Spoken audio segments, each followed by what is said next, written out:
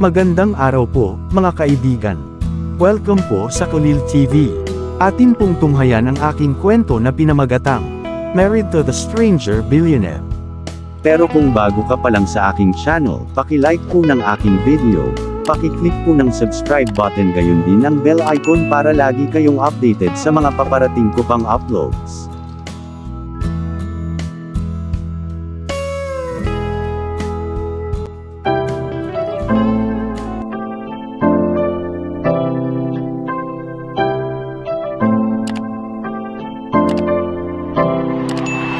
Kulil TV.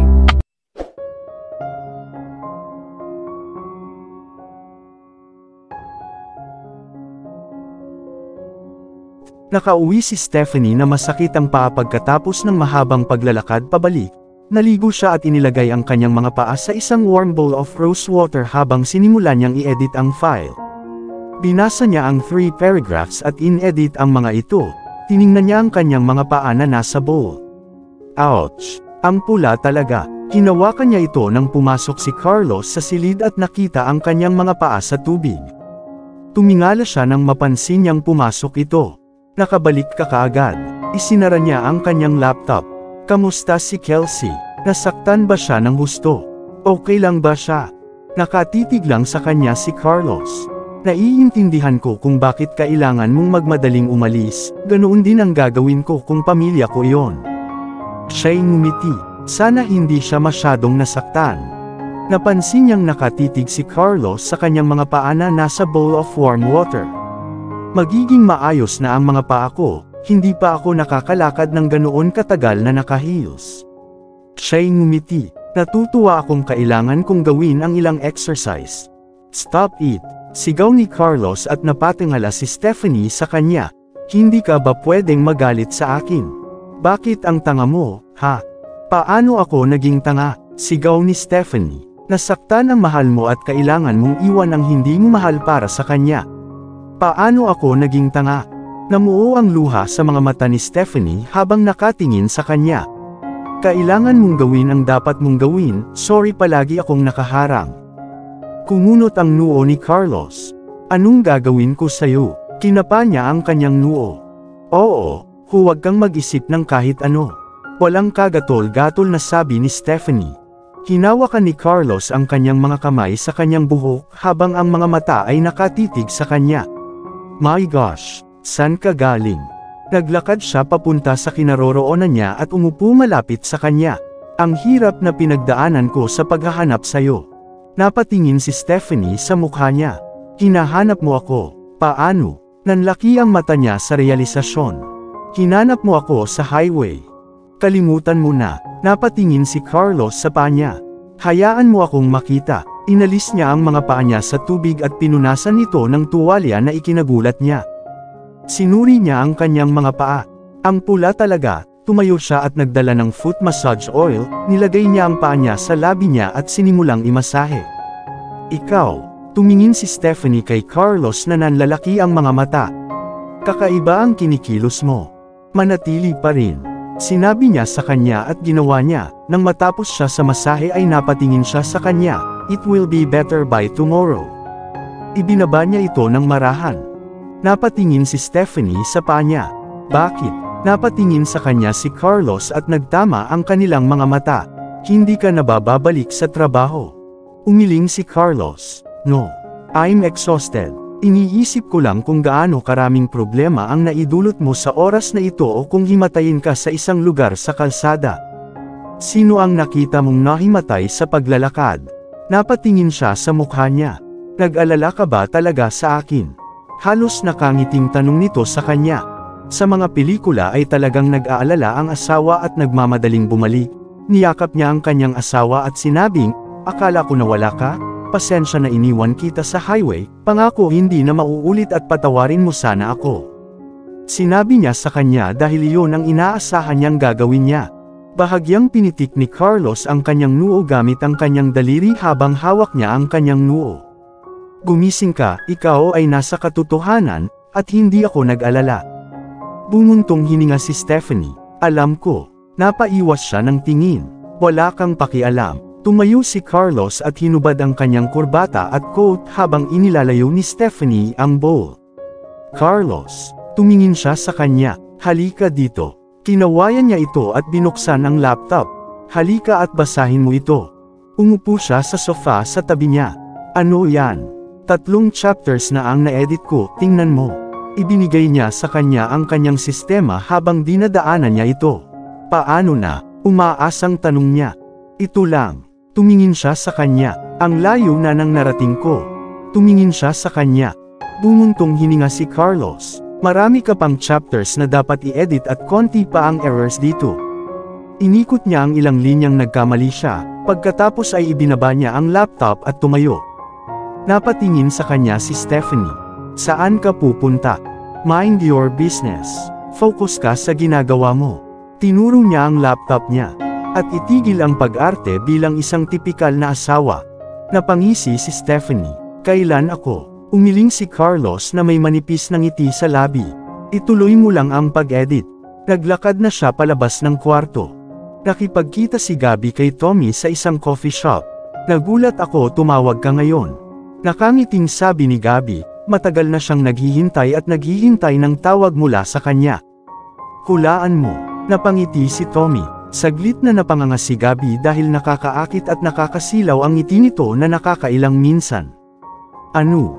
Nakita ko ang aking first love, masayang sabi ni Tommy sa kanya. Tumigil sa pagngiti si Gabby. Talaga, humigop siya ng kape at tumingin sa ibaba. Oo, at sobrang ganda niya ngayon.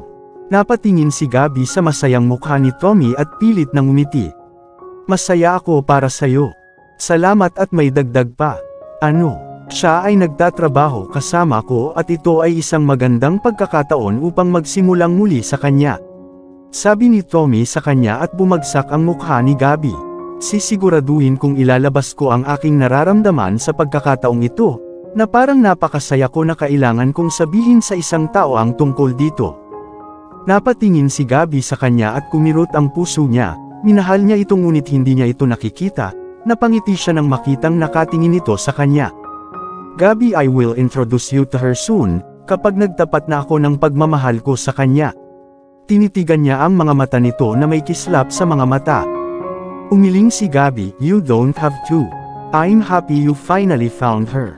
Kinain niya ang kanyang cake. Tama, napangiti si Tommy mula tenga hanggang tenga. Sa kaibuturan ng puso ni Gabby ay dumudugo, ganito ba ang pakiramdam kapag ang taong mahal mo ay nagkukwento tungkol sa sarili nilang pagmamahal? Nakipagkita si Gabby kay Blake sa bahay niya. Iniwan ni Blake ang lahat ng ginagawa niya at umupo sa tabi niya pagkatapos mag-alok ng red fine wine. Blake, talo na ako. Sinabi sa kanya ni Gabby pagkatapos ng mahabang pananahimik, siya lang ang pinagsasabihan niya ng mga bagay-bagay. Anong problema? Mahinang tanong ni Blake. Sinabi sa kanya ni Gabby ang lahat kung paano natagpuan ni Tommy ang kanyang first love at ngayon ay nagtatrabaho sa kaparehong kumpanya at kung paano niya sinabi na ito ay isang magandang pagkakataon para ipagtapat ang kanyang nararamdaman sa kanya. Mariing buntong hininga ni Gabby habang paos ang boses. Hindi ako masaya, Blake, dapat masaya ako pero hindi. Tumingin siya sa kanya. Mali ba? Nagiging halimaw na ako. Sana hindi na lang niya nakita. Humihikbi siya. Niyakap siya ni Blake, parang batang kapatid si Gabby sa kanya at sa lahat ng kaibigan ni Carlos. Hindi ka halimaw, Gabby. Bulong niya sa tainga niya at pinipigilan. Meron din akong time na sumama ang pakiramdam ko na may ibang lalaki ang first love ko. Masakit, pero hindi naman kami halimaw, yun lang ang feeling. I never knew I would end up being a loser in love, like I never lose in anything. Why love? Umiiyak siya habang nakatingin kay Blake. Napangiti si Blake. Most of us are losers in love. Take for instance. Carlos lost Kelsey, the love of his life, at pinakasalan si Stephanie na hindi niya mahal. Tapos si Eric, he has been in countless relationship that didn't work out. Tumawa si Gabby sa ambon ng luha. Naging playboy siya. Dagdag niya at tumawa si Blake. Alam ko ang tungkol kay Garrett. Umuso si Gabby. He swore never to love again ever since iniwan siya ng babaeng mahal niya. Napatingin si Blake sa kanya. Nakikita mo, lahat tayo ay losers sa pag-ibig. Sinandal ni Gabby ang baba sa kanyang mga kamay at saglit na tinitigan si Blake. Dapat ba kitang i-date? Lumayo si Blake sa kanya na parang trangkaso, wrong number. Itinaas niya ang kanyang mga kamay habang tumatawa si Gabby. Ganoon na ba ako kasama? Tanong niya sa kanya. Ikaw ang pinakamasama at mayroon akong girlfriend, at balatan ako ng buhay ni Carlos kapag sinubukan kitang i-date. Sumimsim si Blake ng kanyang alak. Crazy dude. Tumawa si Gabby at humigop ng alak. Kailan mo ba ako titigilan na tawaging dude? Tinatawag ako ng ibang babae sa pangalan ko, bakit parang iba ka? Malaking tulong yan sa akin. Matapat niyang sinabi sa kanya. Paano? Nagtataka siyang tumingin sa kanya.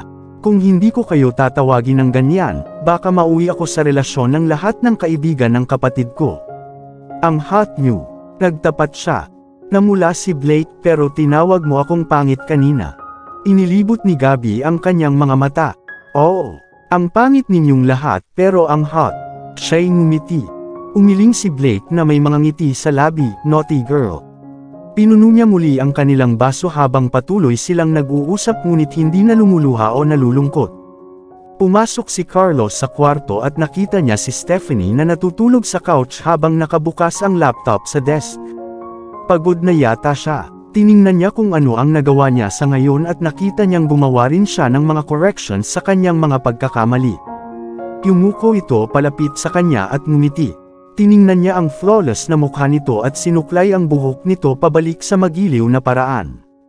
Kaya lang siya ay, magsasalita pa sana siya nang imulat ni Stephanie ang mga mata niya. Kaya lang tumingin sa kanya si Carlos na hindi inaasahan na magising siya at napagkamalang natamaan ng isang maliit na bola ng salamin na tumama sa kanyang mga kamay malapit sa kanyang pulso. Ouch! Hinawakan ni Stephanie ang kanyang pulso at umiyak sa sakit. Ayos ka lang ba? Hinawakan ni Carlos ang mga kamay niya. Ako ay humihingi ng paumanhin. Ang sakit ng pulso ko. Umupo siya at humagulgol.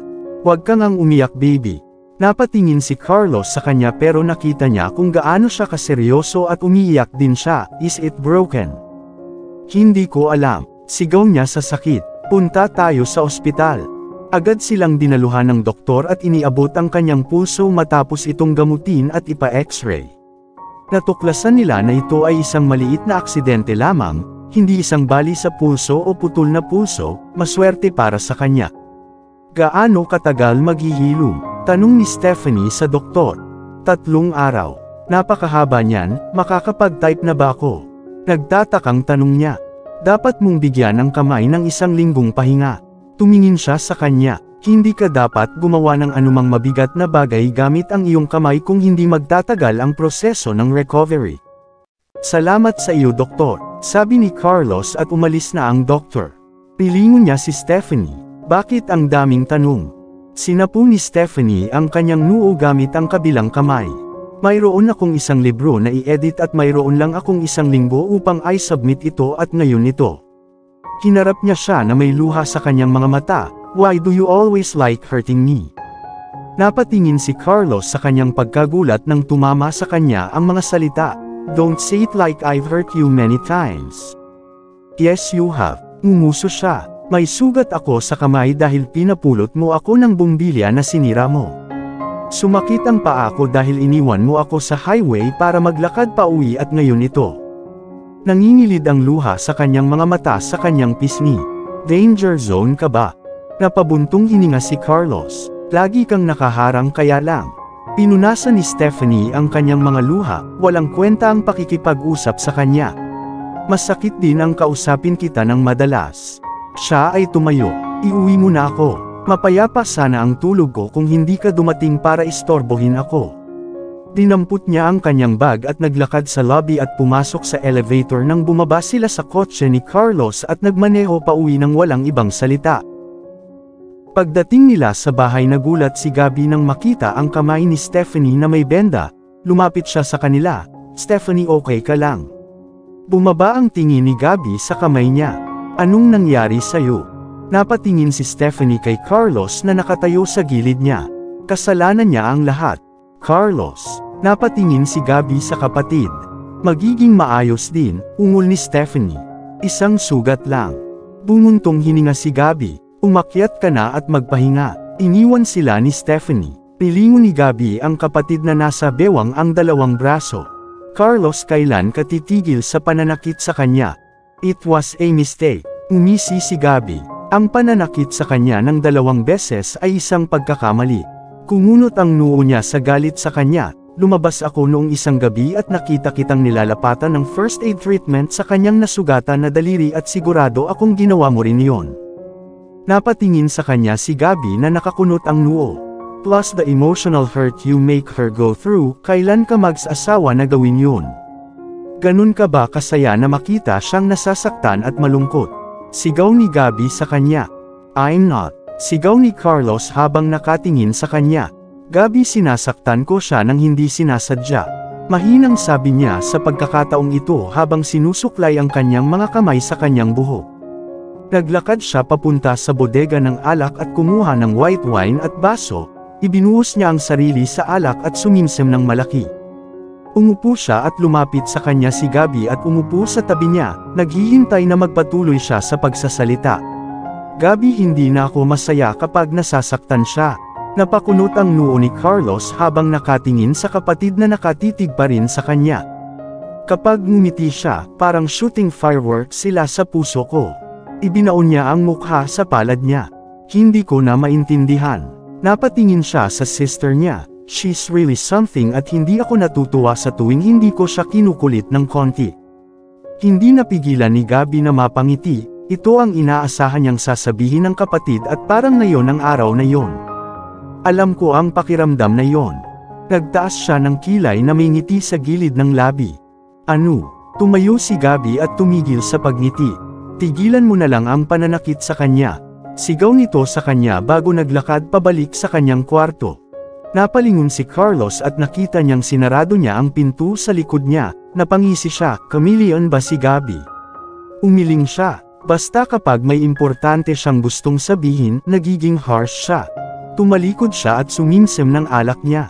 That bit meron ako bilang kapatid. Tumingin si Carlos sa itaas ng pintuan ng kanyang silid, sinuklay niya ang kanyang mga kamay sa kanyang buhok. Natatakot pa nga akong pumasok sa kwarto ko kasi nandoon siya, nasaktan ko siya ng husto, paano niya tatapusin ang pag-edit niya? Sa itaas ng kwarto ay kinuha ni Stephanie ang kanyang laptop at tiningnan ang ilang chapters na kanyang naisulat at napabuntong hininga. Ito na ang narating ko. Tiningnan niya ang file na ipinadala sa kanya ni Tommy. At ngayon hindi na ako makakapag-type ng 5 araw, paano ko ito makukumpleto? Ito ay dahil sa kanya. Isinara niya ang laptop at umupo sa sofa. Ano ang gagawin ko ngayon at kailangan kong isumite ito sa susunod na linggo sa Lunes? Bumulong siya at tumingin sa mga kamay niya. Pumasok si Carlos sa kwarto, saglit na nagtama ang kanilang mga mata bago umiwas ng tingin si Stephanie. Maaari kitang tulungan sa pag-edit. Kayuan mo na lang ako. Tumayo siya sa couch, kinuha ang kanyang tuwalya at nightwear sa drawer bago tumungo sa banyo para maligo. Naiinis siya, mahinang sabi ni Carlos sa sarili bago bumaling sa malaking salamin. Carlos, Zach, ano ba talaga ang kailangan mong gawin? Sabi niya sa refleksyon niya sa salamin. Umupo siya sa kama niya at tumingin sa laptop niya. I was happy at the chapters she edited. Napalunok siya. It was all her fault. Bakit kailangan niyang buksan ang mga mata niya at takutin ako ng ganoon? Pumikit siya. Pero bakit ako matatakot? Wala naman akong ginagawang masama. Ako lang, nakatingin lang ako sa mukha niya. Kinapa niya ang kanyang noo. But well, I hurt her. I still did. Ouch! Sigaw ni Stephanie mula sa banyo. Tumingala si Carlos. Anong problema? Okay lang ba siya? Tumakbo siya sa pinto ng banyo. Hey, are you okay? Okay na ba ang lahat dyan? Tanong niya na may pag-aalalang ekspresyon. Maayos ako. Tawag ni Stephanie habang hawak ang mga kamay sa sakit. Ouch! Humihikbi siya. Dapat ba akong pumasok? Tanong ni Carlos habang hawak ang doorknob. Huwag kang maglakas loob. Sumigaw siya. Ayos lang ako. Humihikbi siya sa sakit. Naririnig ni Carlos ang kanyang munting hikbi. Papasok na ako. Sabi ko wag kang, bago pa niya makumplito ang kanyang mga salita ay nasa loob na ng banyo si Carlos. Nanlaki ang mga mata nito at napatigil, nakatingin kay Stephanie na nasa loob ng banyo na natatakpan ng mabula na tubig. Balikat lang niya at sa kanya ang nagpapakita ng ulo. Tiningnan niya ang mukha nito, labi niya, ang mga mata, batok at balikat habang nakabuka ang mga labi nito. Hey! Sigaw ni Stephanie na hinila siya palayo na bumuo ng kanyang mga iniisip. Sinubukan niyang abutin ang tuwalya niya nang lumingon si Carlos. I'm sorry, pilit niyang sabi habang hinahabol ang hininga. Gusto ko lang tingnan kung okay ka lang. Matapat niyang sinabi sa kanya. Bastos ka ba? Sumigaw siya. Hubad ako ngayon. Napatingin siya sa tuwalya niya na malayo sa kanya at kung lalabas siya ng banyo ay makikita niya ang lahat. Stephanie, anong klaseng buhay ba ang ginagawa mo ngayon? Nasaktan ako at hindi ko magawa ang trabaho ko at ngayon ay nakita ng isang bastos ang hubad mong balat. Kinakausap niya ang sarili niya. Napatingin siya kay Carlos na nakatalikod pa rin sa kanya. Hindi mo ba naiintindihan ang salitang private? Ha? Sumigaw siya. Si Carlos na hindi na nakatiis ay humarap sa kanya. Anong problema? Sumigaw siya. Hey! Tumalikod ka agad. Sinabi ni Stephanie habang ang kanyang mga kamay ay nasa kanyang dibdib. Hindi ba tayo kasal? Ha? Ano bang masama kung makita ko ang iyong balat? Ano bang masama sa pagsuri sa iyo kapag sumisigaw ka sa sakit, kahit nasa banyo ka at nakahubad? Kasal na tayo, di ba? Walang imik na tumingin sa kanya si Stephanie. Napatingin si Carlos sa kanya. Gusto mong makaganti? Fine, libre mo na ring makita ang balat ko. Tinanggal niya ang suot niyang shirt at itinapon iyon sa tabi at tatanggalin na sana niya ang kanyang pantalon. Umikit si Stephanie. Tumigil ka, sigaw niya habang nakatingin sa kanya si Carlos. Wag na, umalis ka na lang dito. Binuksan niya ang kanyang mga mata at tumingin sa kanya. Umalis ka na. Ayoko. Nagkasalubong ang mga mata niya. Nasasaktan ka, matutulungan ko ikaw. Sigurado akong kailangan mo ng maghuhugas ng buhok mo. Bumaba ang tingin niya sa bathtub. At nakita ko na ang lahat. Napakahiya naman ito, ungol ni Stephanie habang nakatingin sa baba. Lahat dahil sa nasugatang kamay na ito. Sandali siyang tinitigan ni Carlos. Hayaan mo akong tumulong, kung nakakahiya, maaari kong mabawasan ang kahihiyan. Inangat ni Stephanie ang kanyang mga mata para tingnan ang lalaking napakasensir ng mga salita. Paano? Mahinang sabi niya, hindi umaalis ang mga mata niya. Hinubad ni Carlos ang kanyang pantalon at brief. Tingnan mo ito. Napaawang ang labi ni Stephanie. Bakit ito nangyayari? Mahinang sabi niya at pinanood siyang maglakad papunta sa bathtub. Anong ginagawa mo? Hindi ko alam. Napatingin siya sa mukha niya. Pero alam ko gusto ko din maligo.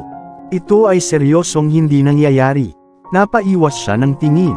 Sa tingin ko, sinamahan siya nito sa bathtub habang awkward silang nakaupo doon. Ngayon nangyari na. Kinagat ni Stephanie ang ibabang labi, nagdikit ang kanilang mga balat, nagkatinginan sila. Ang kanyang puso ay nagsimulang tumibok at huminga ng mabilis.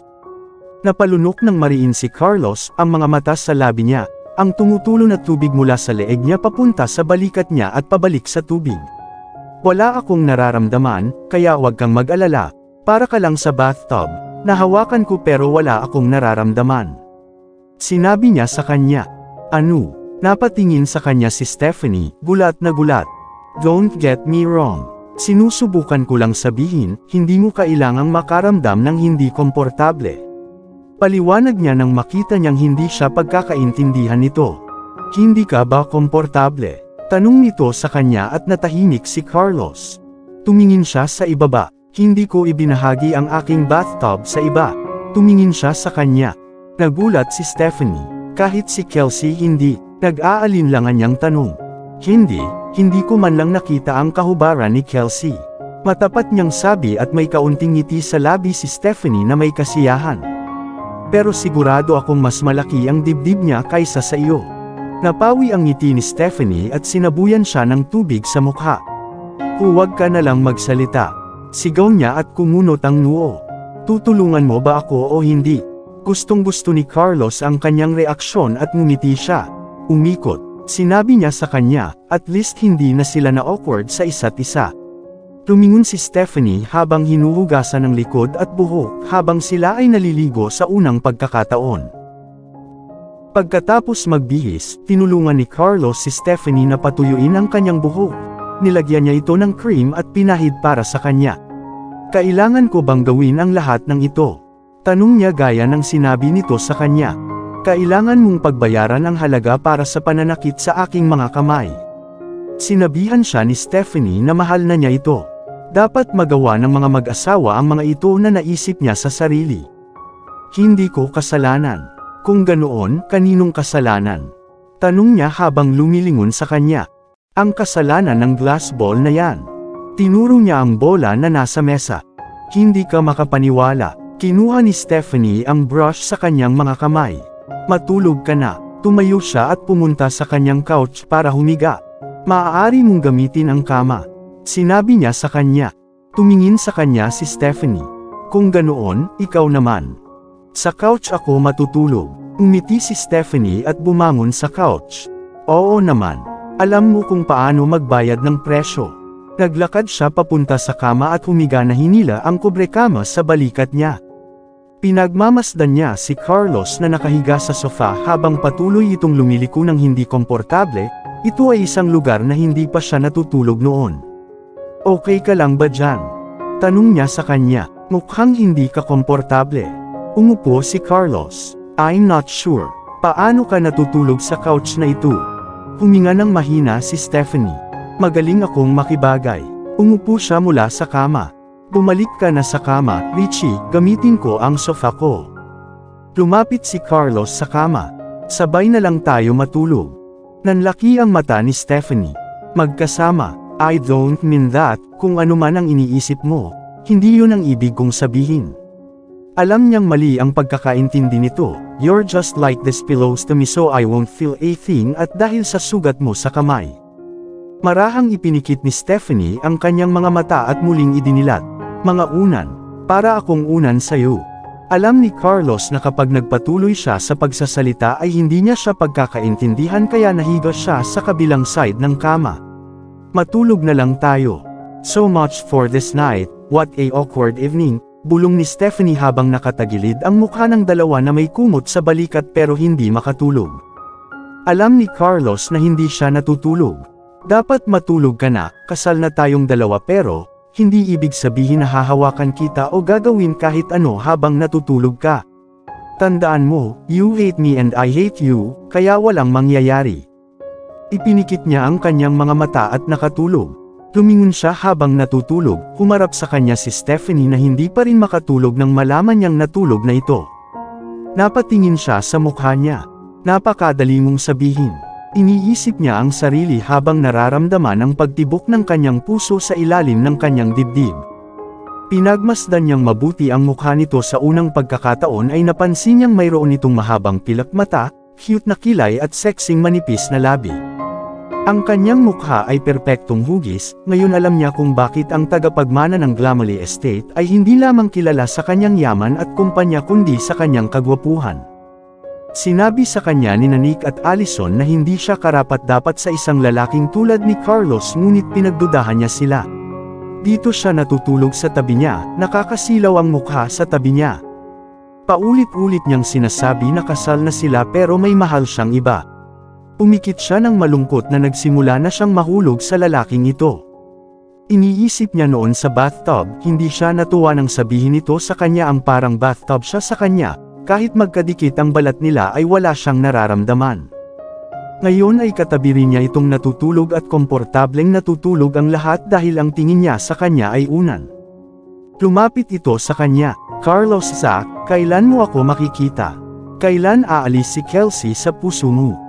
Kailan mo ba ako mamahalin at magkakaroon ng nararamdaman para sa akin? Lahat ng mga tanong na ito ay tumatakbo sa kanyang isipan habang pinagmamasdan itong mahimbing na natutulog. Nasa kwarto niya si Gabby nananaginip habang nakangiti sa kanyang pagtulog, pero bigla siyang umiyak at pinagpapawisan, iminulat niya ang kanyang mga mata na umiiyak pa rin habang nakaupo sa kama. Umaga na, tiningnan niya ang oras at 6:00 na ng umaga. Pinunasan niya ang luha sa kanyang mga mata. I really need to stop this, I need to stop seeing you in my dreams. Mahinang sabi niya. Dapat hindi kita nakilala, hindi dapat. Tinakpan niya ang mata niya habang umiiyak. Sobrang sakit, kailan ka titigil? Kung papasayahin mo ako, please stop hurting me. Paano ako naging nakakaawa kahit sa panaginip ko, mag-isa si Gabi? Hindi ganito ang pinlano niya, noon pa man ay malakas siya ngunit ang pagkikita ng isang tao ay tila naging dahilan upang maging ganito ang kanyang buhay, humikbi siya, ibinaon ang mukha sa kanyang unan. Kinaumagahan nagising si Carlos, sa pagmulat niya ng kanyang mga mata ay nakita niya si Stephanie na natutulog pa rin, ang ulo nito sa braso niya at napakalapit sa katawan nito na halos nakayakap. Nakangiti siya habang nakatitig sa mukha nitong natutulog. Akala ba niya kamay ko ang unan niya kapag maraming unan? Mahinang sabi niya. Tinitigan niya ito ng matagal at lumapit. Hindi ako makapaniwala na ganito siya kaganda kahit sa pagtulog niya. Hindi siya makapaniwalang ganito ang katabi niya. Iniisip niya na natutulog sila sa iisang kama. Naiisip niya ang kagabi sa bathtub nang dumampi ang katawan nito sa katawan niya sa tubig. Napakagat-labis siya nang maramdaman ang pagtibok ng puso sa dibdib niya. Bumaba ang tingin niya sa pink lips ni Stephanie habang inaabot niya yun pero huminto ang kanyang mga kamay sa kalahati. Mukhang malambot. Umiti siya. Isinandal niya ang ulo niya sa upuan niya. Carlos, kasal ka na sa kanya, hindi mo kailangan ng permiso. Sabi niya sa sarili niya. She's your wife and she's pretty and you've seen her body, we even bath together. Why do I need permission to kiss her? Tanong niya sa sarili. At sinabi sa kanya ng kanyang subconscious na galit siya sa kanya at napupuot siya sa kanya ngunit sinabi sa kanya ng kanyang puso na itigil na ang panlilinlang sa kanyang sarili dahil hindi siya napupuot sa kanya. Pero hindi ko siya mahal, ungol niya. Mahal ko ba siya? Tinitigan niya si Stephanie at napansin niyang nakangiti ito. Naririnig niya ba ako? Tanong niya sa sarili. Itinaas niya ang kanyang mga kamay upang isukbit ang nakalugay na hibla ng kanyang buhok sa likod ng kanyang tainga ngunit iminulat niya ang kanyang mga mata, at ibinaba niya ang kanyang mga kamay. Hinila niya ang kanyang mga kamay mula sa kanyang ulo. Sa tingin mo baunan ang kamay ko? Umayos siya ng upo, sa malaking ulo mo. Hinawakan niya ang mga kamay niya na parang masakit. Umupo si Stephanie at sumimangot. Bakit kailangan mong lumapit sa akin at panatilihin ang iyong kamay doon? Napatingin sa kanya si Carlos habang nakatitig sa kanya. Ikaw yung lumapit sa akin na parang unan mo ako. Siya ay nakipagtalo. Gusto mo lang ng yakap kaya lumapit ka. Siya ay nakipagtalo pabalik habang pareho silang bumangon sa kama. Hindi yan totoo. Hindi handa si Carlos na hayaan siyang manalo sa argumento. Iyan ang katotohanan. Hindi siya handang matalo. Napangisi si Carlos habang sinusuklay ang kanyang mga kamay sa kanyang buhok. Ikaw ay kaya nakakainis. Nakakainis ka rin. Pareho silang nagbubulungan at lumabas sa magkaibang direksyon. Nakangiting umupo si Carlos sa kanyang opisina nang maalala ang kagabi sa bathtub at kaninang umaga. Nag-iisip siya nang hindi namamalayan nang may pumasok sa loob ng opisina niya. Nakakatawa talaga siya. Ngumisi siya. Kahit naiinis siya, maganda pa rin siya. Sir, sir, sir. Tawag ni Charmel na kanina pa nakatayo doon. Tumingin sa kanya si Carlos at nagulat siya. Sir. Charmel, bakit ka nandito? Tanong niya nang nakaupo habang pinipigilan ang pagngiti. Someone is here to see you. Elvis Daniel, sabi niya sa kanya. Elvis Daniel, napatingin si Carlos sa kanya nang may pagtataka. Yes sir. Nakipag-appointment ka sa kanya. Nanatili siya sa kanya. Dapat 11:30 na yan. Sabi niya nang maalala niya. 11:30 na sir kaya nandito na siya. Sabi ni Charmel at tumingin siya sa wristwatch niya. Tumingala si Carlos. Papasukin mo siya. Sige sir. Lumabas si Charmel at pumasok si Elvis Daniel. Elvis Daniel. Tumayo si Carlos at nakipagkamay sa kanya. Carlos Zach, nag-handshake sila. Have a seat, hinila siya ni Carlos sa isang upuan at sumama sa kanya. Umupo sa tapat.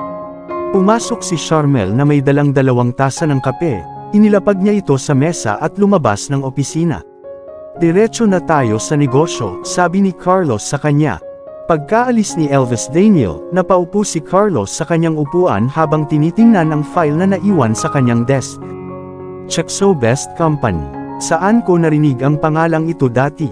Saglit siyang nag-iisip. Sigurado akong narinig ko na ang pangalan ng kumpanyang ito. Isinara niya ang file at ngumiti. Si Stephanie ay ginawa sa akin ganap na kalimutan ang ilang mga bagay. Sabi niya sa sarili niya. How can she shoot in my head and I'm missing her troubles already? Iniisip niya kung iyon ang gamit niya ngayon sa kanyang mga kamay. Kinuha niya ang phone niya at pinag-isipan ito kung tatawagan ba siya o hindi. Umiling siya at ibinaba ang phone niya. Carlos focus sa trabaho ngayon. Sabi niya sa sarili niya at pinindot ang extension button at pumasok si Charmel. Yes sir. Tumingin siya sa kanya. Narinig mo na ba ang tungkol sa kumpanya ng Chexobest? Tanong niya sa kanya. Yes sir. It's a publishing company not so far from ours. Sabi niya sa kanya. Ipunan ang lahat ng impormasyon tungkol sa kumpanya at ilagay ito sa aking mesa tomorrow. Sige sir. And Charmel, cancel all my evening schedule. Sabi nito sa kanya at tumingin sa ibaba para tapusin ang dokumentong pinipirmahan niya. Pero sir, importante yung meeting with the directors. Paalala ni Charmel sa kanya. Tumingin si Carlos kay Charmel at ibinaba ang kanyang panulat. Maaari itong ilipat. Ipaalam sa kanila. Sir, kahapon ay magkakaroon ka ng meeting ngunit kinansela mo ito at kailangan kong ilipat ito ngayong gabi. Paliwanag ni Charmel, umaasang makumbinsi siya. Charmel, nasugatan ang asawa ko. At alin ang mas mahalaga, ang asawa ko o ang meeting? Nakataas ang noo niya habang nagtatanong. Nagulat si Charmel sa sinabi niya, napalunok siya at saka ngumiti. Okay sir, tapos dapat ko bang ilipat ang meeting ngayong hapon? Tanong niya. Hinawakan ni Carlos ang pagitan ng kanyang noo at tumingala sa kanya. Sa pagkakataong ito ay may malamig na ekspresyon. Baka hindi ka nakikinig. Sabihin mo kay Sean na ihanda ang sasakyan. Uuwi na ako ngayon. Sige sir. Walang pagdadalawang isip na sabi ni Charmel dahil alam niyang asar na siya. Maaari ka nang umalis, sabi ni Carlos sa kanya. Umalis si Charmel sa opisina niya at pumunta sa desk niya. He's acting weird since today. Napangiti siya habang inaalala ang tanong nito sa kanya. Well, his wife is more important. Iniisip niya kung mas aalagaan ba siya ng boyfriend niya gaya ng boss niya. Sa loob ng opisina ay nagtataka si Carlos kung bakit niya yun nasabi. Napangisi siya nang maalala ang tanong niya. Carlos, talo ka na, sabi niya sa sarili niya pero alam niyang gusto niya itong makita. Kinuha niya ang kanyang coat at ang kanyang telepono, inilagay ang ilang mga file sa kanyang briefcase. Ako ang may pananagutan sa kanyang pinsala kaya dapat kong alagaan siya. Sabi niya sa sarili na naghahanap ng dahilan. Kailangan niyang umuwi at siguraduhin hindi niya ginagamit ang kamay na iyon, at gusto rin niyang makita ang magandang mukha nito. Umiti siya at lumabas ng opisina. At dito na po, nagtatapos ang part 17 ng ating kwento. Sabay-sabay po nating abangan ang susunod na kabanata. Paki-support rin po ng mga kwentong pag-ibig ni Lucas Khalil TV, ang aming munting channel. Shoutout po sa ating mga kaibigan na sina Zenaida Porter of Australia, Nora Abdulkadir of Bahrain, Harna Baduli, Marian Sushon of America, Jacqueline Pascual, Taylon 21 of Hong Kong, Nitz Reyes of Kuwait, Rosalie Sison and husband Edgardo Sison of Angeles, Pampanga, Rex Roy, Blessy Abetria, Vladimir Casimo, Luisita de la Cruz of Saudi Arabia, Marizel Varona, Femali Onlina, Nenita Osada of Japan, Rosalina Vera, Jennifer Bilo, Rin Yu2, Rona Villalos, Vioneka Sagde of Kuwait, Karen May Plato of Hong Kong, Darwina Basil, Jomelan Angelical, Juliet Kaday, Hilda Brina, Arceli Alvaro, Christine Cotivo, Ruth Barlaan of Hong Kong, Cristina Kinashita, Gemma Valmonte, Joni Marquez, Josephine Bautista, Alma Shaanu Padsuyan of Hong Kong, Rhonda Carion, Maria Felisa Petron, Coco Alpos, Olivia Dupagan, Teodisa Alvin Buena, Miss Apple Channel, Solimia Bermol, Soledad Talaga, Naranjo Luz of Hong Kong, Sarsi Mamalangkay of Kuwait, Josephine Noblesa of Hong Kong, Estela Granados, Maltizo Limestone, Connie Maximo, Irene Philip of Benguet, Leilani Padre, Tapino Maris, Sholaga 70 of Roma, Italy. Juliet Tamayo. Abun Shoji of Japan. Leonora Laban. Julia Lucero. Thea Williams of New Jersey, USA. Evelyn Pedula. Gloria Abihiro. Avelina Santos. Amy Sexton of Virginia Beach, USA. Delia Obero of Davao City. Marilu Antipuesto. Fe Dawson. Rosalie Surio. Sympathy Scare. Mayu Clemente. Pinky Hayagan. Gemma Cubilia Geraldo. Alma S. Torres. Suzette Oikawa. Simpatica of Singapore. Thea Miro of Taif, Saudi Arabia. Teresita Arevalo of Victoria, Tarlac. Rolando C. Tiong. Flor Balbuena. Michael Pastrana. Rowena Toda. Cecilia Corrales. Mai Canilio of Tabuk, Saudi Arabia. Maraming salamat po sa suporta at ingat po lagi tayong lahat. God bless.